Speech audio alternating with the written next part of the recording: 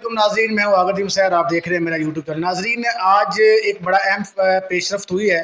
Supreme court में 12 मुकदमात ज़ेर समाअत थे और आज इलेक्शन के हवाले से बड़ा अहम फैसला आना था। सुप्रीम कोर्ट ने सुबह सुबह 12 मुकदमात को डी लिस्ट कर दिया है। ये इतनी बड़ी पेशरफ्त है।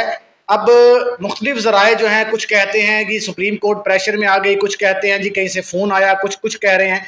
लेकिन आज सेकंड टाइम जो है वो वज़ीर-ए-आज़म शहबाज शरीफ ने इत्तेहादी काबीना का और इत्तेहादी जमातों का एक इजलास भी बुलाया है। इस इजलास की सदारत वज़ीर-ए-आज़म खुद करने जा रहे हैं और इस इजलास में यकीनन मौलाना फजल रहमान भी मौजूद होंगे। हम गुज़िश्ता व्लॉग में इस पर बात कर भी चुके हैं कि जब जब मुज़ाकरात की बात होती है, सिर्फ 2 लोग ऐसे हैं जो मुज़ाकरात की मुखालफत कर रहे हैं। एक मौलाना फजल रहमान है और दूसरा मरियम नवाज शरीफ है। अब सवाल ये है कि पीपल्स पार्टी जहाँ जरदारी का जो कल आपने बयान सुना, वो कहता है 2 दिन पहले कि वो कहता है जी हमारी हुकूमत नहीं है, हम सिर्फ इसके इत्तेहादी हैं। इसका मतलब ये हुआ कि जितनी भी इत्तेहादी जमातें होती हैं वो हुकूमतों के मज़े लेती हैं, लेकिन जो हुकूमतों का मलबा होता है वो अपने ऊपर बर्दाश्त करने के लिए तैयार नहीं है। पीपल्स पार्टी का या आसिफ जरदारी का ये बयान कि हमारी हुकूमत नहीं है, हम सिर्फ इत्तेहादी हैं। मौलाना फजल रहमान कहते हैं हमारी हुकूमत नहीं है, हम इत्तेहादी हैं। ANP वाले कहते हैं हमारी हुकूमत नहीं है, हम इत्तेहादी हैं। तो भाई ये जो चूं-चुना का मुरब्बा है, तो कोई वाज़ेह करे कि हुकूमत किसकी है। तो सूरत-ए-हाल भी यही है कि मौलाना फजल रहमान साहब कहते हैं सारी दुनिया से मुज़ाकरात हो सकते हैं, इमरान खान से नहीं हो सकते। यही बयानियां जो है वो मरियम नवाज दे रही हैं। हालांकि ये दोनों लीडर, इनकी टके की कोई हैसियत नहीं है। सियासी हवाले से इनका कद काट इंतहाई जीरो है। सियासी हवाले से 30 साल 40 साल जो मौलाना फजल रहमान का कैरियर है वो हम सब के सामने है। बल्कि इनके वालिद साहब जब घर में बात किया करते थे, इसको कमरे से निकाल दिया करते थे। वो कहा करते थे कि पैसे लेके मेरी मुखबरी करता है। तो मौलाना फजल रहमान जैसा आदमी जो है वो कहता है जी इमरान खान से मुज़ाकरात नहीं हो सकते। मरियम नवाज साहिबा, जिनका अपना कोई किरदार नहीं है सिवाय इसके कि वो नवाज शरीफ की बेटी हैं, और दूसरा किरदार ये है कि मुस्लिम लीग नून का बेड़ा गर्क करने में मरियम नवाज ने बड़ा अहम किरदार अदा किया है। तो इन 2 किरदारों के अलावा मरियम नवाज की कोई जो है वो स्पेसिफिक हैसियत नहीं है। तो वो भी कहती है कि मैं इमरान खान से मुज़ाकरात नहीं चाहती।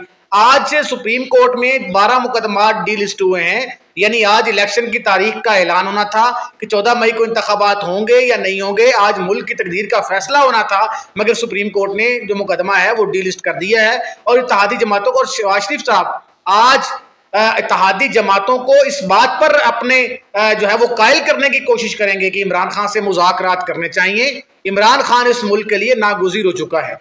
दूसरा, कल आपने DGSPR की प्रेस कॉन्फ्रेंस सुनी, मैं इस पर भी अलग व्लॉग दूंगा आपको। DGSPR ये कहते हैं, उनका भी यानी कि जो हमारी फौज है या जो मजमूई हमारी सिक्योरिटी इदारे हैं वो भी ये कहते हैं कि मुल्क की इकोनॉमी को स्टेबल करने के लिए, मुल्क में सियासी आईनी बहरान को खत्म करने के लिए एक हल जो है वो ये है कि मुत्तफिका तौर पर जो है हम एक तारीख का तयन कर लें। सुप्रीम कोर्ट का किरदार कितना आला रहा, कितना बड़ा रहा कि वो फैसला जो टेबल टॉक का जो अदालतों ने से बाहर होने चाहिए थे वो सुप्रीम कोर्ट के अंदर फैसला हुआ। और सुप्रीम कोर्ट जो है वो सियासतदानों की मिन्नतें कर रही है कि आए आप बैठें और हम मुज़ाकरात का कोई हल निकालें।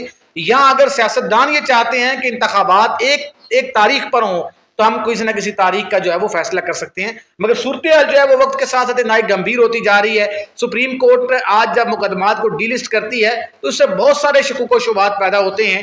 अदलिया पर बहुत बड़ा सवालिया निशान भी खड़ा होता है कि आया कि ये मुकदमात एकदम क्यों डी लिस्ट हुए।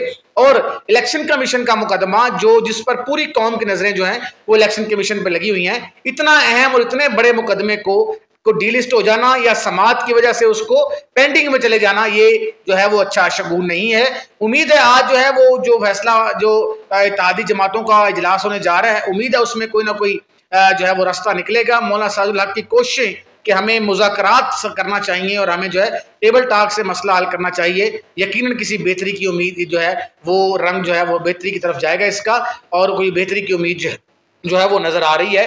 तो आप हमारे चैनल के साथ जुड़े रहिए, इंशाल्लाह हम आपको अपडेट करते रहेंगे। आपके समाअतों का बहुत शुक्रिया। अल्लाह हाफिज़।